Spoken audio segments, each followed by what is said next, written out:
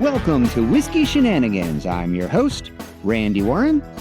Whiskey Shenanigans, where we help our listeners experience the world of whiskey, every aspect of life, as if it was accompanied by a glass of bourbon. The sports world on whiskey. Basically every part of life on whiskey. Whiskey Shenanigans is about getting exclusive interviews from Bourbon Row in Kentucky, where we can learn about the secrets that make our favorite bourbons unique. We will get inside the hearts and minds of many distillers and help you understand what and how they are achieving it. Whiskey Shenanigans is about going beyond boring podcasts featuring just tastings. Heck, what do you get out of that anyway? It's about bringing on guests and experiencing the entire world through whiskey. But be warned, if you're diving in and you want to participate in these riveting discussions, you will need to grab a glass or a dram and be prepared to be entertained. Hello again, Whiskey Shenanigans fans. We are very excited today to bring you an episode featuring Bulleit Bourbon, the Frontier Whiskey. And with us today is Nathan Burkhead from Bulleit. He is the maturation and warehousing manager at Diageo, which owns Bulleit. So where are you at, Nathan? Are you in Kentucky? Yeah, so I'm out of Shelbyville, Kentucky, at the trademark Bulleit plant, so the one that hosts our visitor center. So my main office is here as it sits right now. So fantastic. And we're also being joined by Sarah. How you doing, Sarah? Good. How are you? I'll go off camera because when it's you, We are very excited to get started, Sarah. This is awesome. Okay, great. So Nathan, you are the maturation and warehousing manager. So let's just start with that. What does that mean? What do you do? So put it in a nutshell, I manage any barrels incoming and any barrels outgoing. I also handle our filling and dumping processes. So I work directly with our master blenders, our distillation, our master distiller. I work directly with them. So I consider them my customers is the easiest way to put it. So my job is to keep the tanks empty so the still can keep running. You know, we have a 365-day still here, so it never shuts off. So my job is to make sure that Courtney, our master distiller's tanks stay empty so she can keep pushing liquid. And I also support the bottling end of the business. So I'm also dumping different blends and different liquid for our bottling sites, mainly out of Plainfield, and a couple other sites that we have within our network. So in the biggest nutshell, basically I am just putting liquid in barrels and dumping liquid out of barrels and waiting for them to age and be to the perfect liking that we like. So that's the easiest way to put it. So you must be working day to day with pretty closely with the guys that are tasting it, and they're saying this barrel's ready or that barrel's ready or whatever. Yeah, absolutely. So every year we do survey sampling. So I'll pull thousands of samples for our master blenders, and those guys will taste and give it the quality score they deem it, and then from there they create the blend, or what I call the Bible. From that Bible, I'll select the barrels that go into that blend and that picking, and then those barrels will get dumped, and out comes Bulleit Orange Label or 10-year or our 95 rye or whatever it is that the bottling end is asking for at the time. So I'm kind of in the middle road of the business. I'm the front end and the back end at the same time.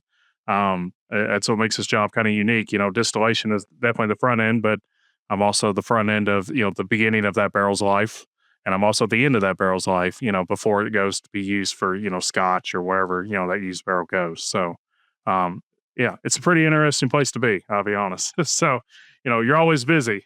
Spend a lot of time in rick houses, or so Diageo has kind of predominantly shifted to stack housing. I don't know if you've ever been in a stack house. It's a pretty mind-blowing thing the first time you walk in it. I came from rick housing in my prior career.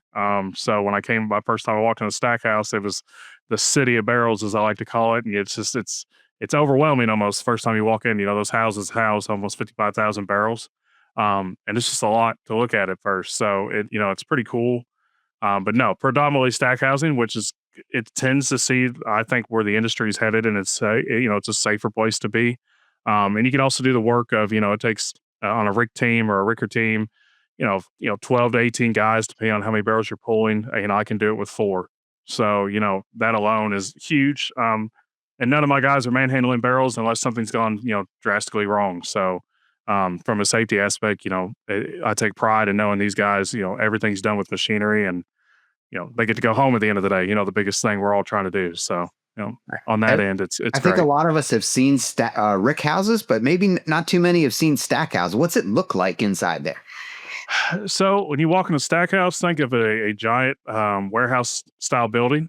They are one story, and then these barrels are stacked on 6 barrels a pallet, and they're 36 barrels tall, and they're 15 barrels deep. So it's 500. It's simple math, 540 barrels a row, and there's 107 rows. So think of I call it a city. Barrels about 36 to 40 feet high on each side, straight down the aisleway. So it's like I said, it's a little overwhelming first time you go up because you're looking 40 feet up in the air at barrels, and they're I forget the length of a warehouse, but several hundred yards worth of a building of barrels. So it's a pretty cool place. I came from rick housing, where you walk in rick housing, that's traditional. That's the historic way of barreling.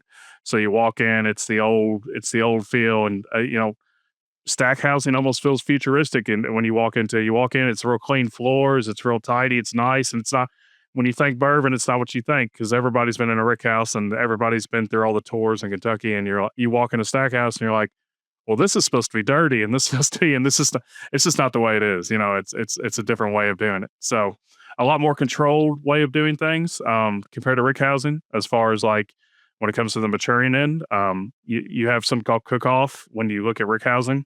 So your top end floor has, what you call your honey barrels, where with stack housing, you kind of get that fluctuation more evenly. So we're getting a more even and more stand put product at the end of it. That makes sense. So like we're getting the same thing at the end. So in 7 years, we're able to predict that product a little bit better than we were in brick housing.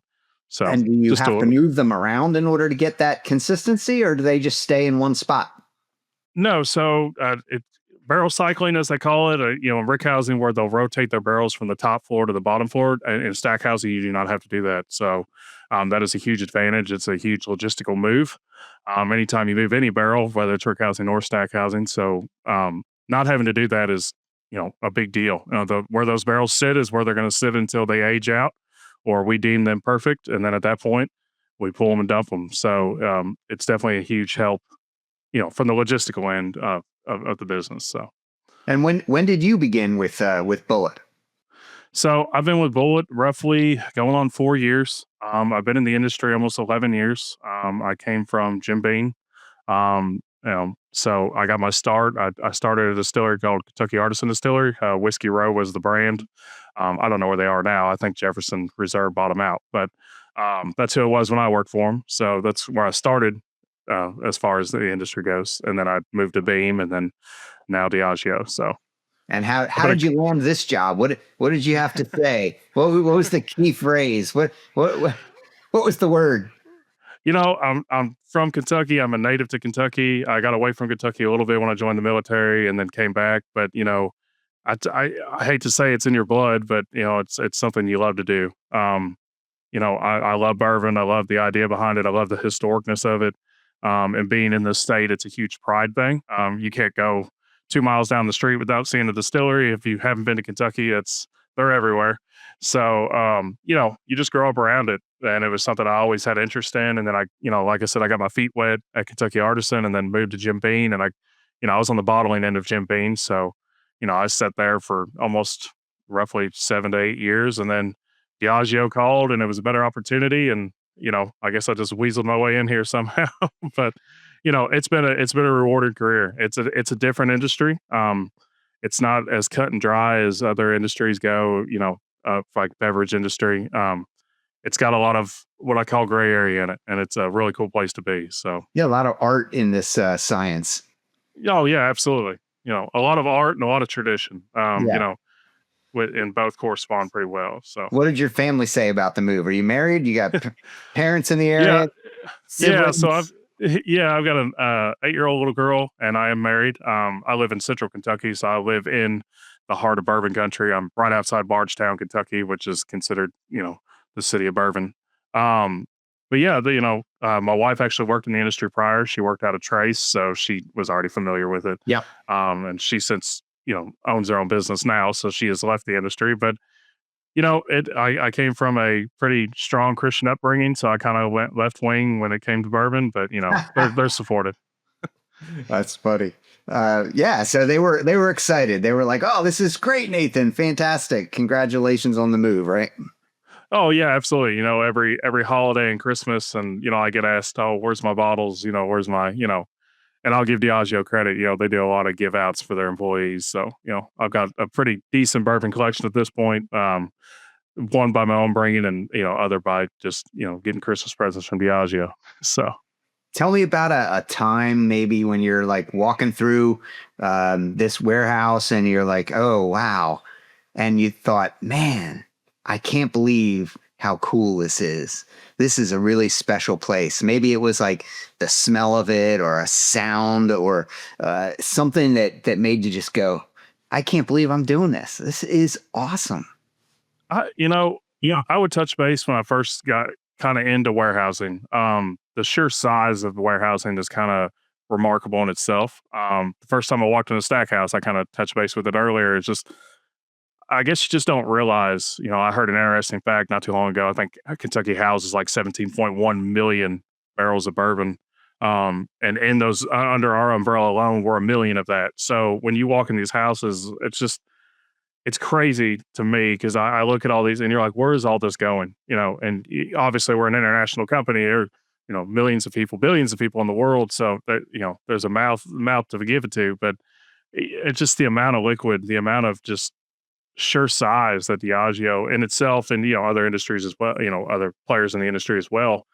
It's just crazy. Like I said, you go down Kentucky and you just see distillery after distillery after distillery, and there's so many taste notes and so many different brands. It'll overwhelm you. It'll kind of put you there, and so it's just crazy. And being warehousing is a little unique because you get to see the back end of the business. You get to see the dirty warehousing. And these barrels get put up and they come out 7-10 years later, and you get to see the coolness factor. When I've dumped in a 10-12-year-old and here's a whole barrel of it compared to just seeing it on the shelf, and you're like, it's a little bitty bottle. I'm seeing thousands and thousands of proof gallons, being shipped. So it's a different experience for sure.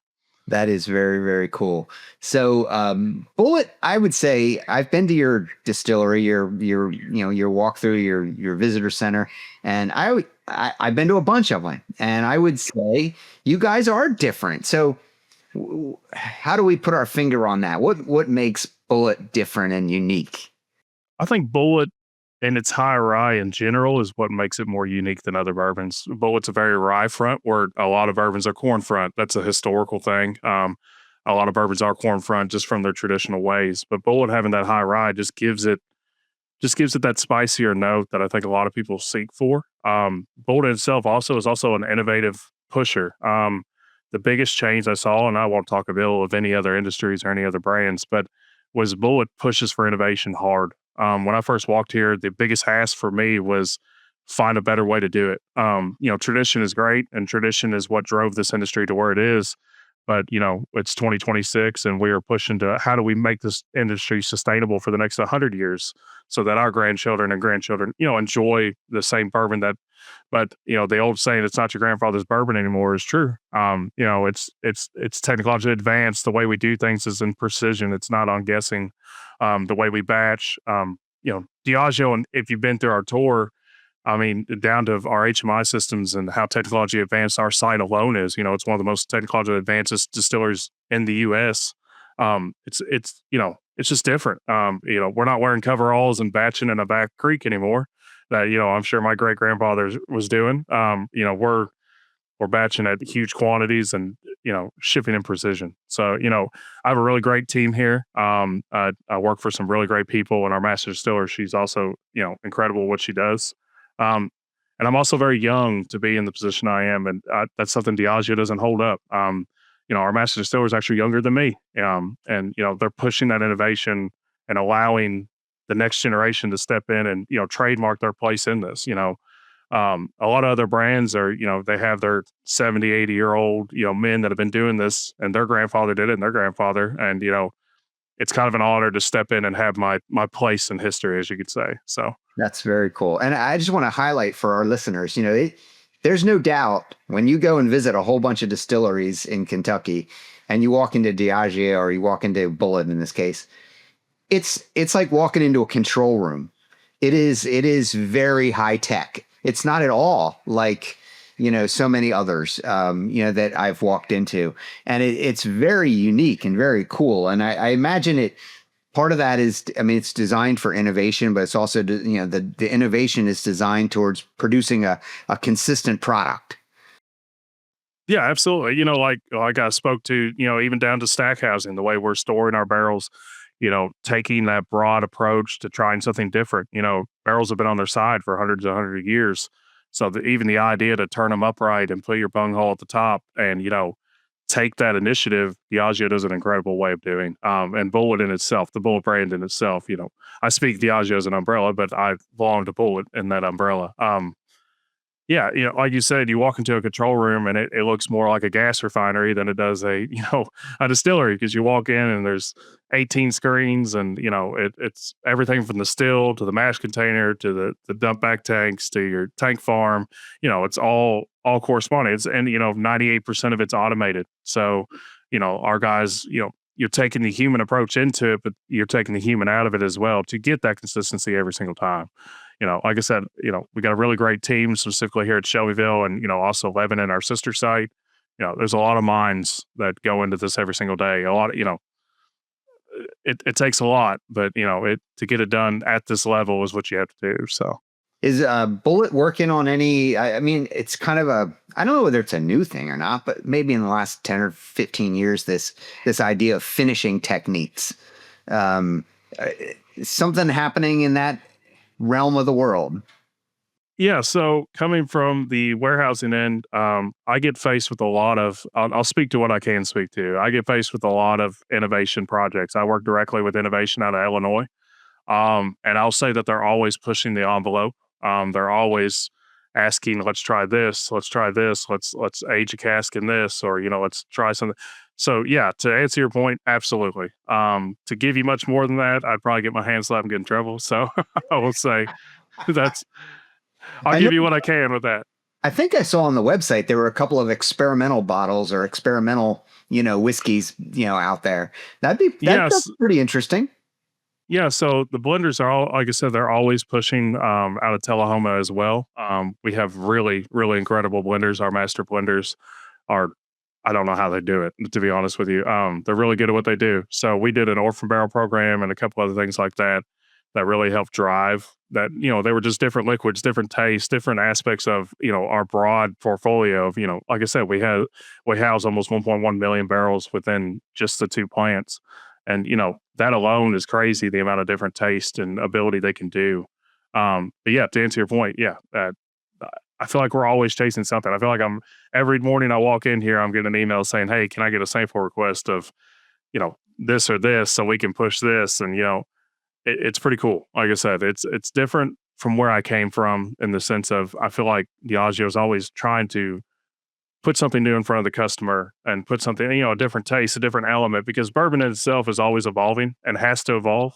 Like I said, bourbon, what it was 60 years ago to what it is now, it's just a different generation of people coming up and a different generation of drinkers. The way my grandfather drank and the lack thereof, and the way that, a 20-year-old drinks now are just two different ways and two different things. People want those different flavor notes. They want those cocktail experiences that, we necessarily didn't want back in our day, but it's the ask of the industry now. Is our old fashioned product is incredible. I don't know if you had the whiskey sour, it's incredible. Like we have all these new brands coming out they're really good. Partially because Bulleit takes a stance on good product when we dump and age. So, but yeah, basic experience on that. Yeah, and so the mash bills, I imagine you've got the Bulleit. I'm looking at the bottle right here. That's why I keep looking over there. I'm looking at the bottle. I got this bottle. Yeah. I got the lid off so I could get a really nice smell of that. And the Bulleit bourbon has one mash bill. The Bulleit rye is going to have a very different mash bill, right? Yeah. And the American single malt is going to have another very different mash bill. I mean, Yeah, the Bulleit bourbon's going to have corn, but it's still a high rye bourbon, right? Means there's a yeah, pretty correct. decent percentage of rye in that bourbon. Yeah, correct. So like when you look at our high rye and you look at our 95 rye, and it's a 95% rye, or you're looking at our high rye, even our high rye bourbon is still a higher rye. Down to our single malt, I'm not the master distiller here, so I won't speak on too much science that isn't my realm. But even from the dumping end, I look at the way the blends work. Even down to our 10-year, we have an incredible 10-year. I don't. That is if I could speak to a brand, the 10-year here is incredible. Bulleit does a really, really good job on the 10-year, partially because they put a lot of really good liquid into it, and it makes a really nice flavor. I don't know if you've tried the 10-year yourself, but Yep. if I had to trademark my favorite, that would be my favorite. The 10-year rye. Is that what you're The referring? 10-year rye. Well, no, I'm referring to the 10-year bourbon. Yeah, the 10-year rye is also really well. That's a newer. We actually just relaunched that out, so that was a pretty cool launch as well. So Yeah, I was trying that this weekend and absolutely was stunned at how really, really good it is. I was like, well, I wouldn't consider myself a big rye guy. Like, oh yeah, I gotta have a rye all the time. Usually I reach for a bourbon, not a rye. And but then, wow, that is really good. But we'll get to that later. yeah. How many barrels do you guys produce a year anyway? It's a big operation, right? Yeah, so roughly 50 to 60,000 barrels are produced a year. Our still runs about 55 GPM, so that's gallons per minute for your listeners. So, but our sister still, just to put in crazy perspective, they can go all the way up to 150 GPM. So their still is actually way bigger than ours. So yeah, it's a pretty big operation. So roughly 55,000 to 60,000 barrels a year. Um, yeah. So if you put that in perspective, it's essentially filling a warehouse a year, a warehouse and a little bit more. But we're also dumping almost the same perspective, in that realm. So we're almost dumping, 55 to 60,000. So as much new is coming in, old is coming out. So, Right.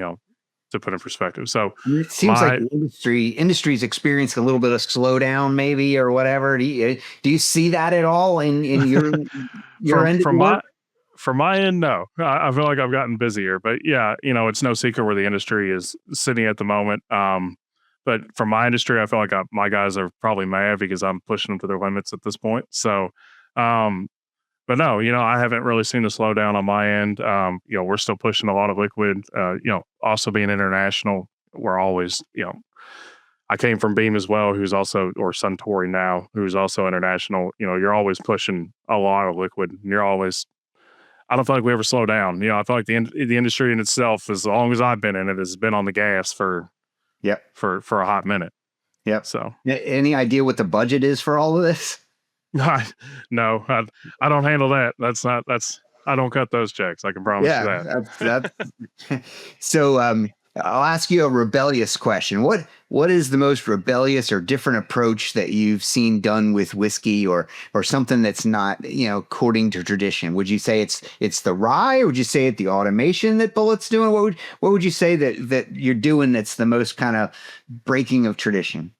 I would say Bulleit got its trademark from its rye. Bulleit got itself on the map from being a high rye. Having tried probably hundreds of bourbon. It sounds like I'm not that old, but hundreds and hundreds of bourbons that I've tried. It's just a different note.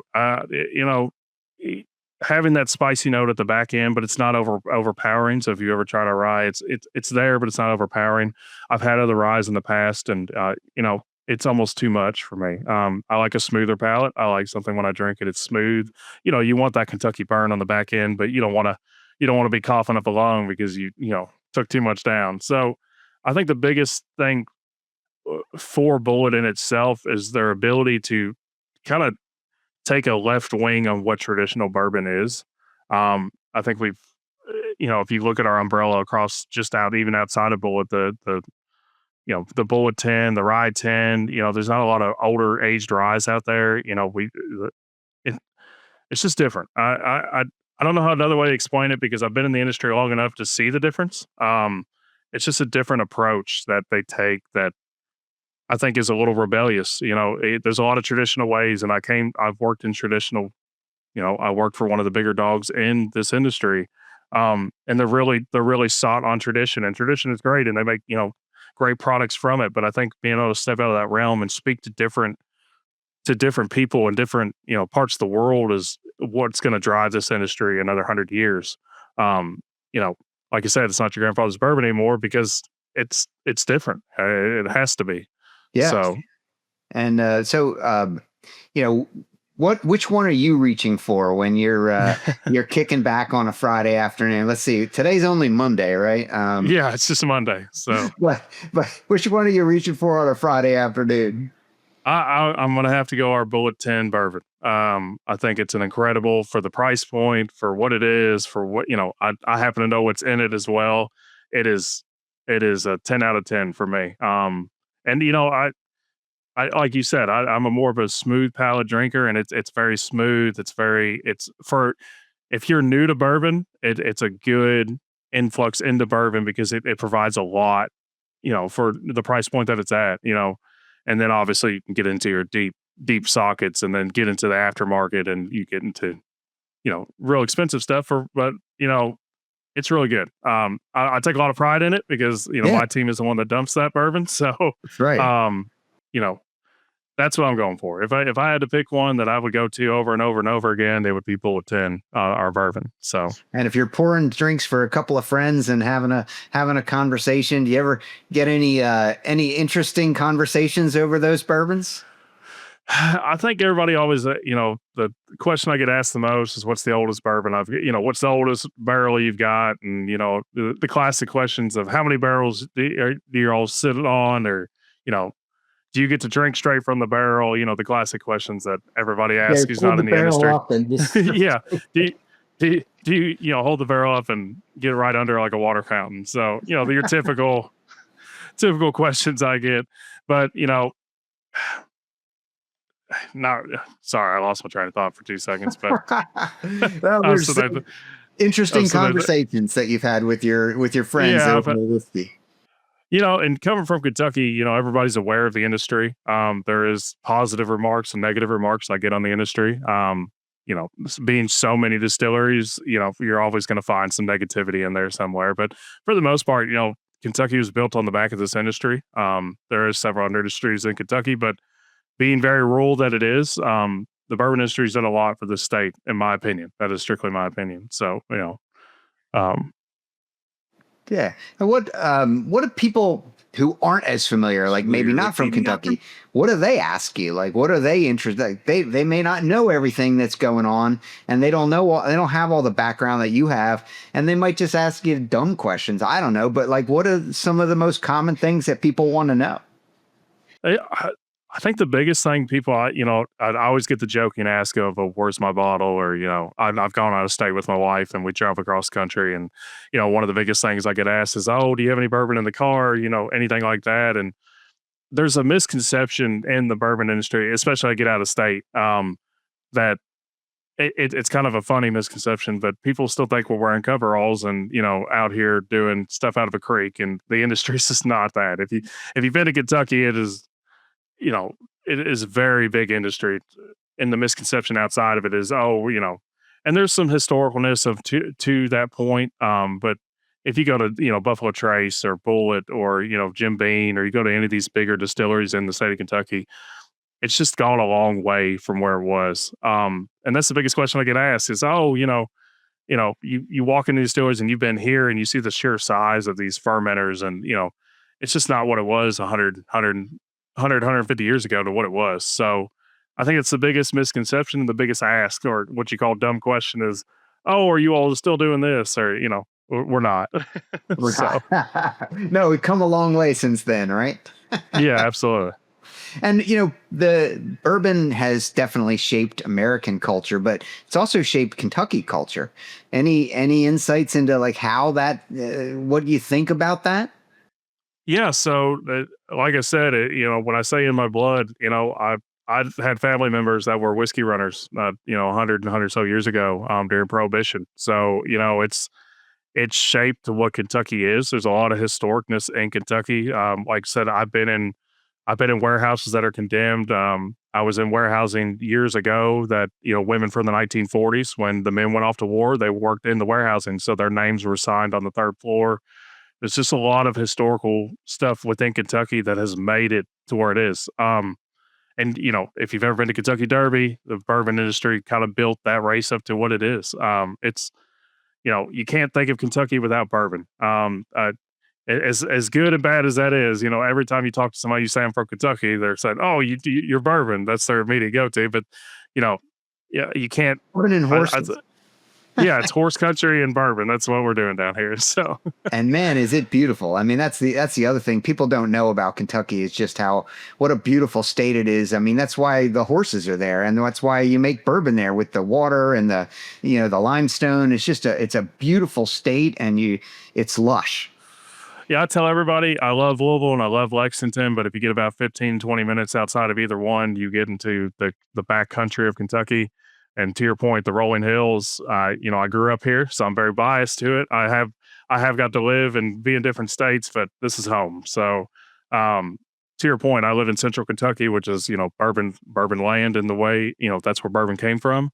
And it is beautiful. You go around, I can't even explain it. It's something you have to experience yourself. You got the Red River Gorge, which is a really incredible place to visit. It's worth a trip, to anybody who's never been. So, I say that. If you could bring our listeners along with you on a day of work, I don't know. Are you wearing boots to work? Oh, absolutely. I'm not an office. I wish I was an office worker, but not the case. So we're walking in your boots, right? And what are the 3 things you want to show me? I mean, about this whole situation.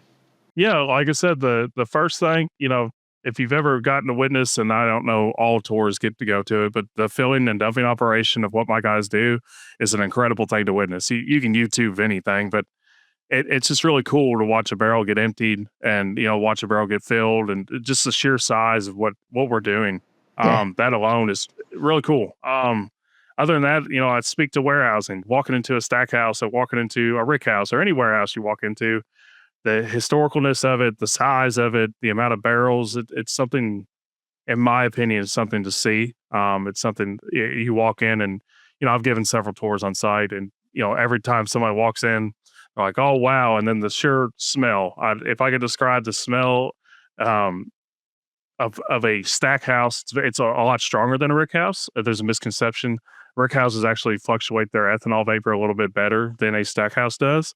A stack house actually keeps that ethanol vapor down, which we get into the maturing side, actually helps the maturing side. But it's very strong. You walk in, it's like hitting a wall. So if you walk into one, it's like, oh, wow, but, and other than that, it's, just the people. The people of Bulleit are incredible. I've really enjoyed time. I always thought I would never enjoy work, and I really love what I do here. I love the people here. I have an incredible team underneath me and a team above me. I've had bad days. Don't get me wrong. Everybody has bad days at work, but for the most part, the people here. I've got a bunch of local boys that work for me, a bunch of local Kentucky natives that work for me, and I've got every walk of life that works for me. So it's really cool to see. And like I said, Bulleit takes a strong suit on all walks of life. So if you walked in our office, it's there's so many different people, so many different cultures, so many different. It's just all in one, and it makes me feel like home because that's what the military was to me. The military is all walks of life walking into one, and that's really how I feel Bulleit's been for me specifically. So yeah, that's amazing.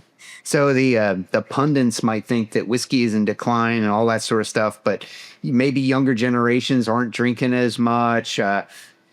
Maybe they're health conscious. Maybe they're just smoking weed. I don't know what they're doing, but I'm not of the younger generation anymore, unfortunately. Bummer. But it is you think whiskey's about to make a big comeback? I think there's a different ask. Back then it was neat, no ice, and that's what was driven, and that's what, and there you'll always have your traditional whiskey lovers and your bourbon lovers. You'll always have those guys that live and die and give it to me neat and give it to, you're going to have that. But I think there's a different ask from the people that, we're trying to attest to. Like I said, Bulleit in itself, our pre-mades, our old fashions, our whiskey sours, and we're always pushing to go to that next step. I think people enjoy bourbon, but they want to enjoy bourbon in different ways. And one thing that Bulleit's done incredible well is, me personally, I've toured hundreds of bartenders because bartenders alone have asked a lot from Bullet. They want to see these notes, they want to see these spices, so that they're able to mix that drink better in more drinks. I'm not a bartender myself. There's no way I could do that. I'm lucky to get Sprite and whiskey together and make it good. But I think the industry in its whole has to change a little bit.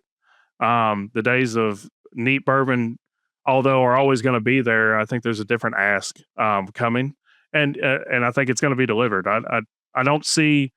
I've seen this industry come up and down over the past 11 years, and I don't see it staying down or up. It's going to fluctuate like any other industry. I don't think anybody stays on top all the time. So that's part of it.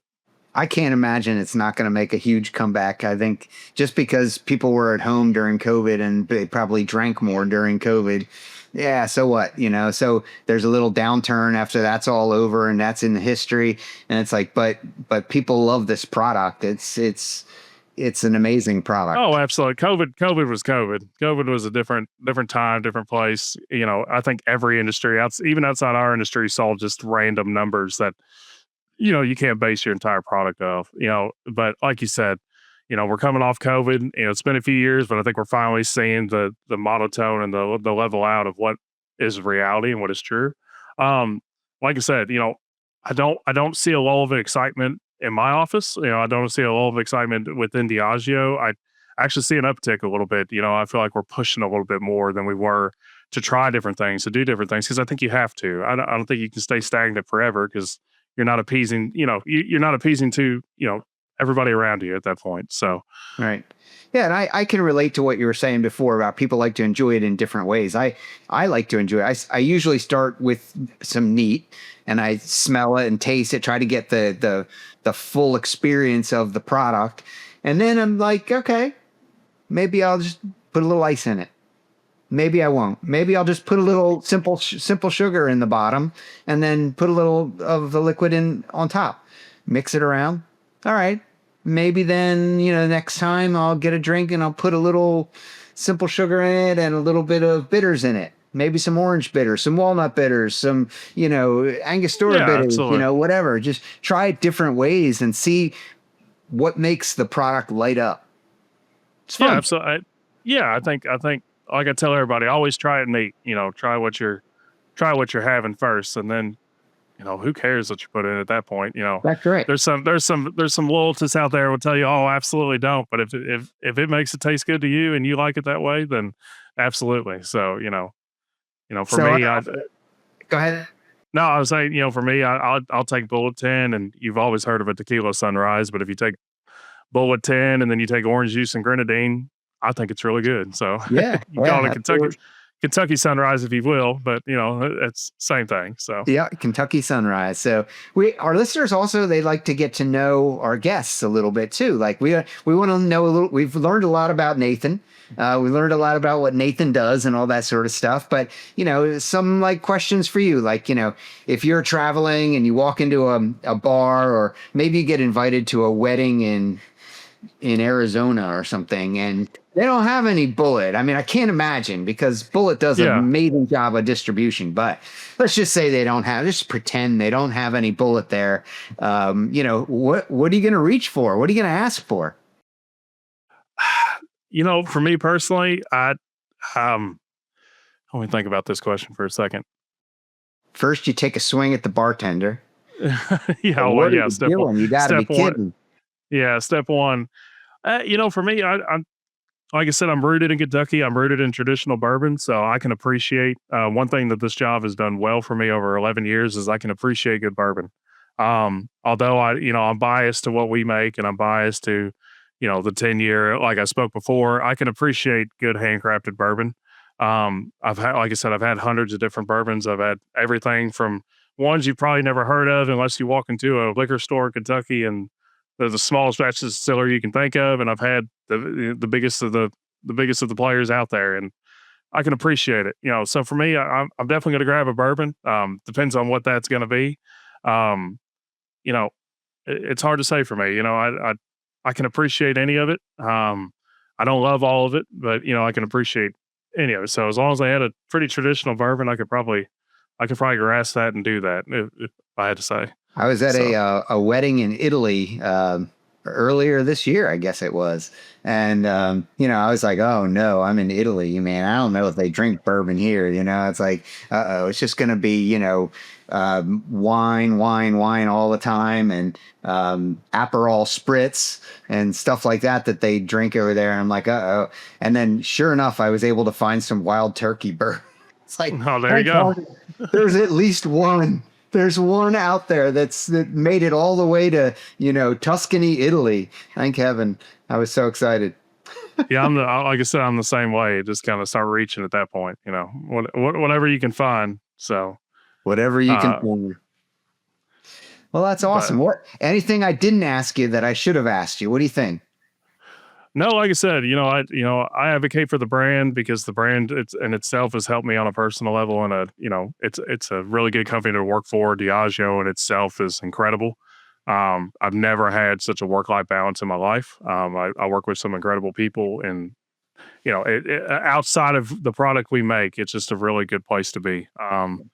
I tell everybody that because I'm not one to front anything, and I'm not one to lie about anything. So I've worked for several brands, and I speak very highly of Diageo and Bulleit Shelbyville herself. It's a small, as big as we are, we're a small. There's probably 30, 40 people on our site, so everybody knows everybody. So, and then our sister site as well is the same way. So, like a family. Like I said, yeah, it's and I hate to use the cliche comment that like family, but I mean, I'm with these people more than my own family. So, yeah, so. They have to be, really. So yeah, and I mean, honestly, I can say I like I said, I told you before, I was so impressed with the 10-year rye. I was like, wow, that's usually the rye is going to be really spicy and with a little bite and everything like that, but it was really nicely mellowed out. You could taste the vanilla and the caramel in there, and it's like. Wow, I mean, you got the floral notes and things like that, but and you still got a little kick, got a little baking spice kick right there at the end. Oh yeah, exactly. Really, and like I said, really nice. I attest that to our team. We have a really incredible team. Obviously, I'm on the top, the front end of it, orchestrating logistics and all that. But we have incredible people that work here, and they're a lot of passion all the way down to the man, the janitor level. People just love being here. It's funny you asked how I got my start. When I started at Jim Beam, I was a general helper on third shift, so I actually cleaned bathrooms, and I worked my way up. So I have a good appreciation of all the way up there. So hey, we all, I don't know about everybody, but we all got our start doing that. I did too. Oh yeah, absolutely. Yeah, I just wanted in, so I took whatever I could get to get in. College, I was working at a museum, cleaning bathrooms, sweeping floors, whatever, and you get then you just move up. You start at the bottom and you move up. Yeah, I'll never forget. I was super excited when I first got I called it an inspector, but I got to sit on a line and stare at bottles going by, and I thought I hit the jackpot. So, and then after a while, you're like, oh man, this isn't it either. So you have to slowly work where you're going. So yeah. That's great. So you've landed in a great spot. Congratulations on that, Nathan, and congratulations to Bulleit. This is great product. Highly recommend it. And I don't say that at the end of every episode. So, you can be sure it's the real deal. So. Yeah. Oh, yeah. Like I said, people alone, I think it's worth trying. If you're new to bourbon, I think it's worth trying. And if you're an experienced bourbon drinker, you're definitely going to appreciate the 10 years and the 12-year rye and a couple other things we have released, and even down to our newer products, and always keep on the lookout. Like I said, without saying it, there's always things coming. So, yep. And I'm going to be looking for those experimental situations. Yeah, absolutely. Try some of those too. I love to try new stuff. That's always fun. So thank you so much today for joining us, Nathan. It's really been a special treat to hear directly from Bulleit, hear directly from you about what you're doing and how you're doing it. And it's a unique, institution, what you guys are doing over there. It's fantastic. Yeah, absolutely. Like I said, I appreciate you having me on. This is actually my first podcast experience, so I appreciate it. I'm not a talker. I'm the back end of the business. I'm the behind closed doors, so it's a little bit different to get out there and talk. No worries. No worries at all. That's great. It was a great interview, and I appreciate your time. Hey, thanks a lot. Okay, Whiskey Shenanigans fans, it's time for the shenanigans portion of this episode. You know I like the NFL. Wearing my TJ Watt jersey today. Steelers were exciting, but we're going to hold off. We're not going to talk about that. Let's go down the list. Let's start at number 3. The 3 most surprising things that happened in the NFL this week. Number 3, the Rams completely melt down and lose to the Seahawks. Who are the Seahawks? Is this team any good? This brings up a broader question. There's a bunch of teams that have really good records this year. Denver, the Patriots, the Seahawks. These teams have not been good in a while. Is this an exciting thing? Is this a problem? Stay tuned and we'll find out. All right. So that is shocking. The Rams meltdown and the Seahawks and a bunch of not that good teams have been winning. Now, you've heard me say it before that Indianapolis was a fraud. I think we're going to find out very quickly that some of these other teams that are number 1s and number 2s in the playoff race right now are also frauds. Keep in mind, these teams had easy schedules. When you win a Super Bowl or you come in second or you're, one of the top teams the previous year, you get one of the hardest schedules the next year. When you stink, you get an easy schedule. You get to play other stinky teams so that somebody will emerge. Now, of course, you're going to have to play a good team from time to time, right? I mean, especially teams in your division. You can't avoid playing teams in your division. You can't avoid certain things. But there's 3 games right now every year that are totally up to the discretion of the NFL. And those 3 games, when you're a good team, up until now, you would have been playing Buffalo. You would have been playing the Chiefs. You would have been playing, good football teams during that stretch of 3 games. Now, you look at the teams that Denver played. They were not a good team last year. You look at the teams that the Patriots played. They were not a good team last year. Those 3 games were gimmies, especially because these are good teams, right? The Patriots are a good team. I think we all agree to that. They're good. Exactly how good are they, though? Are the Bears really good? Which leads me to my next most surprising thing. The number 2 most surprising thing that happened in the NFL last year. Not last year, last week. Drum roll, please. The Packers completely melt down to the Bears in the 4th quarter. The Bears. Who are the Bears? Caleb, is he really that good of a quarterback? Or is he just playing lights out right now? Hard to say, but boy, the Steelers really helped the Packers because the Bears now took the key position in that NFC North. And if the Detroit Lions had beaten the Steelers, that would have hurt the Packers. Packers are still in this thing. Detroit, sadly, almost sadly, is pretty much out of it. On that note, part of we'll call it 2A or 2B, second most surprising thing, Jacksonville whoops Denver. Okay, this goes back to the previous point. Is Denver really that good? They win 11 straight games? Okay, but is Jacksonville good? They're playing lights out. Trevor Lawrence is on fire. Did you see that? 4 touchdowns. This guy is making them pay out there. So, I don't know. Who are these good teams? Jacksonville's a top team now. Denver's a top team. The Patriots are a top team. What happened to Buffalo, Kansas City? What happened to the Ravens? Oh, the poor Ravens. They're struggling, and it makes me shed a tear. I'm so sad.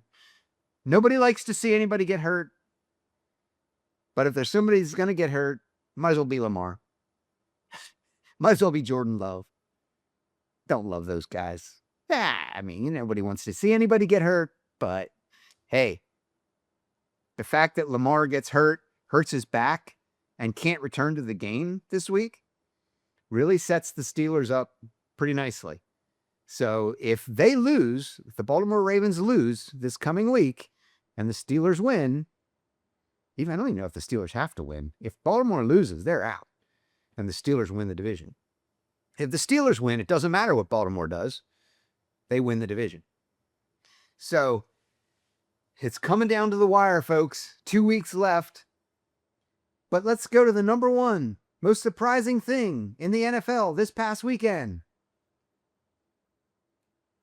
You're going to think I'm a homer, right? It's the Steelers again. Everybody's talking about this game. The end of that game was so mind-blowing. There were so many mistakes made on both sides of the ball. So many mistakes made by coaches. It was a mind-blowing game. 2 minutes and 15 seconds left. 3rd and 8. Steelers are in easy field goal position. And they go into the shotgun to throw the ball. Wait a minute.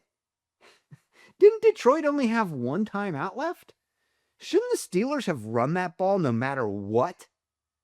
Even if they didn't get a yard, that would have caused either them to let it run down to the 2-minute warning or to have Detroit use up their last timeout. The Steelers didn't do that at all. So mistakes, coaching mistake, the play call was a mistake. And number 2, then Aaron Rodgers makes a mistake. He's getting chased around the field. He throws it away. With 2 minutes and 9 seconds left, the clock stops. Incomplete pass. They didn't have to use the 2-minute warning. They didn't have to use a timeout. Detroit's like, thank you very much. Dumb. Okay, we're all human. We all make mistakes. Aaron made a mistake. All right, he made a mistake. Detroit gets the ball back. One of the first things that happens, I don't know if it was the first play or the second play of the drive, is they throw a ball to this guy on Detroit who I still don't know whether he caught it or not. It's definitely questionable. He landed on the ball. The ball was moving around, but you couldn't really see it. And I will say that the refs made the right decision. You couldn't really see it. So they couldn't overturn the call. Okay, hurts my Steelers. You just gave them like 20 yards. Maybe. Whatever. Maybe he caught it. I don't know. Okay. And then the next thing, 2 more penalties on the Steelers. A personal foul tripping call. Correct call by the referee, by the way. Okay. And I think the last play, I don't even know what the other penalty was.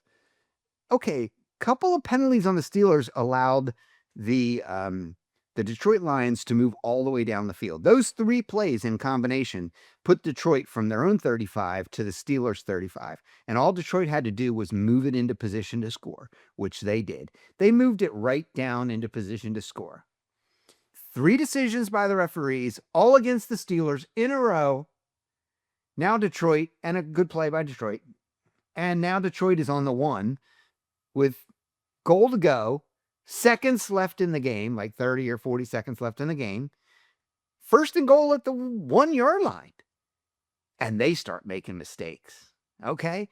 Now, the guy picks one of the Steelers' defensive backs and is open for an easy touchdown. Well, why was it so easy? Because he illegal pick. Again, the refs got it right.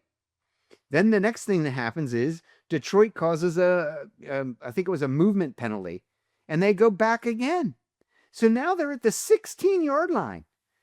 It's like 1st and goal at the 16 or something like that, and they're running out of time. The very last play of the game turns into another referee decision. They throw the ball down the field. The guy picks the defensive back again. They don't catch. Well, no, he did catch it, didn't he? He did catch it. He was wide open. He did catch it, okay? But they already threw the flag.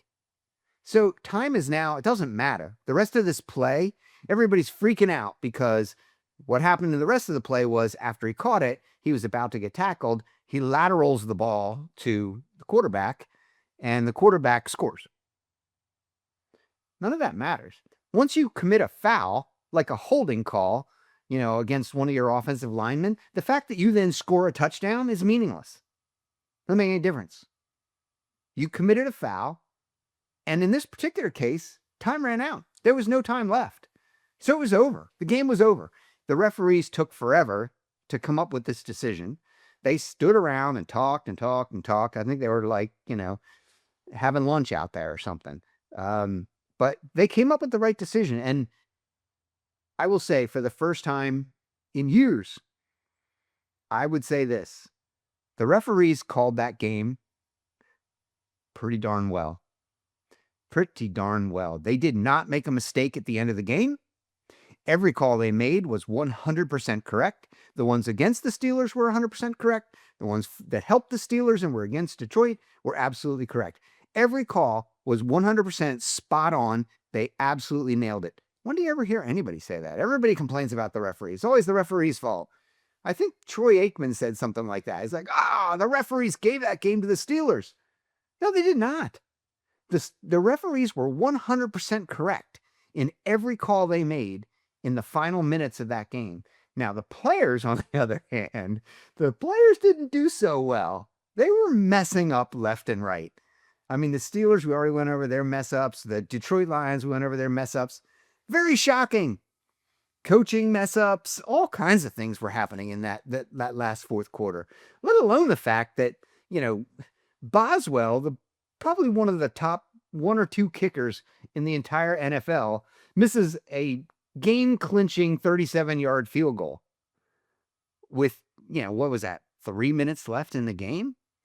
Oh my goodness. What a shocking ending. There was a lot of shocking things that go on. What do you guys think? Is Denver any good? Are the Patriots any good? Are any of these teams going anywhere? Or when they get up against the Bills in the playoffs, what happens then? They're going to get shellacked by the Buffalo Bills? Or they might even get beat by the Steelers. I mean, I'm pretty sure, I looked this up earlier, pretty sure the Steelers already beat the Patriots this year. So, who knows? I mean, I think that's when everybody thought the Patriots stunk. But they don't. They're a good team. But are they really? They're not battle tested. They're not playoff tested. This team is all young. The coach is a relatively new coach, played for the Patriots, yada, yada, yada. Won a whole bunch of Super Bowls for the Patriots, yada, yada, yada. Who cares? Mike Vrabel, wah, wah, wah, wah. Whatever. Bottom line here is that it's surprising that some of these teams are doing as well as they're doing. The Seahawks, shocking me. The Rams are the best team in that division. Come on. The Rams are the best team. I can't believe they lost to the Seahawks. That's mind-blowing. Jacksonville beats up on Denver. And how about Carolina? Carolina beats up on Tampa Bay and takes control of the NFC South. This stuff is crazy. But it's a whole lot of fun to watch. And for once, you can't complain about the refs. I didn't see any egregious missed calls yesterday. I saw a bunch of stuff where you're like, they could have called holding on that. They could have called pass interference on that. They could have called, offensive pass interference. But it wasn't horrible, right? It wasn't egregious. It wasn't like over the top, like, oh man, that's just terrible. How can the NFL let this go on? Which I've said a whole lot over the last couple of years. The NFL lets some terrible refereeing happen in this game. Not yesterday. Yesterday, give them props. They did it right. They called it right. They got it right. And the right teams won. The teams that were better won the games. Now it comes down to the last 2 weeks. And we'll see what happens. A lot of things could swap. Okay. Denver could swap out. Seattle could swap out with the Rams. The Steelers could swap out, and the Ravens could still make the playoffs after all this. Now Lamar is injured. Okay, it's probably not going to happen. But we got a game coming up. Very important game coming up between the Packers and the Ravens. Jordan Love gets injured. Lamar gets injured. We got 2 injured quarterbacks. Malik Willis, not Maliki, his name's Malik. Malik Willis, who played for Liberty University, is the backup quarterback for the Green Bay Packers. And you know what? That guy did great. If you're that guy, you're going, yeah, man, I deserve to start in this league. That was a phenomenal performance that he put on, coming in relief for Jordan Love. They didn't miss a beat. They still lost to the Bears. Ugh. How does that happen? Go Malik. Oh, yeah, go, baby. And we got to be rooting for him this week because he's going to be going up against the Ravens. And you know what? The Ravens defense looks pretty bad. So, hey, with no Lamar, Lamar's their whole team, man. He's their whole team. And Green Bay looks like the better choice for that game with 2 injured quarterbacks that aren't going to be playing. So I'm thinking maybe Green Bay comes out with a victory. The Steelers going up against the Cleveland Browns. That looks like a Steelers victory to me. You never know. Oh, let us not forget that Miles, whatever his name is, for the Cleveland Browns is going to break the single season sack record. Come on. I'm so tired of that guy. He's the only guy that's on their team that's any good. And I don't want him to break the record. I don't want him to break the record against the Steelers, and I don't want him to break the record in the last week of the season either. I think he got AFC Player of the Year a couple times. Undeserving. This year, if he breaks the record, he deserves it. And even if he doesn't, he still probably deserves it. He's got like 20, 21 sacks. So the guy's a beast. He's having a great year. You got to give him props for that. This is the year when he probably deserves it. And those previous years, TJ Watt deserved it. Totally. Aaron Donald stole one from TJ Watt. TJ Watt should have like 4 of them by now. Defensive Player of the Year. They didn't give it to TJ. Come on. I'm a homer. You know it. You know I'm a homer. Come on, Steelers. Whatever. Let's not blow this.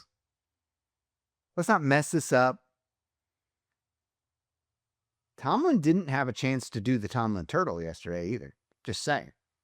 So, hey, it's going to be a big showdown the last couple games in the NFL. And it'll be fun to watch. So stay tuned. Let's have a good time. Let's watch some football, baby. How did it become dueling grounds? So in the early 1800s, at an area right located on the border of Kentucky and Tennessee, which is where we sit, along the Cumberland Trace, which is now essentially I-65 going north, there was a little area right on the border that was known as Lincoln Pinch, and it was famous for hosting pistol duels. Over 40 documented duels happened there on the grounds at Lincoln Pinch. The most famous of which would have been Sam Houston, and then several others. And it probably wouldn't surprise you that most of the duels were between lawyers. I assume Sam Houston won, but yeah. And actually, he did not. It was kind of considered a bit. It wasn't necessarily it was not the intention to kill your opponent. The intention was to draw first blood. As a matter of fact, if you were to kill your opponent outright, you could find yourself up on murder charges.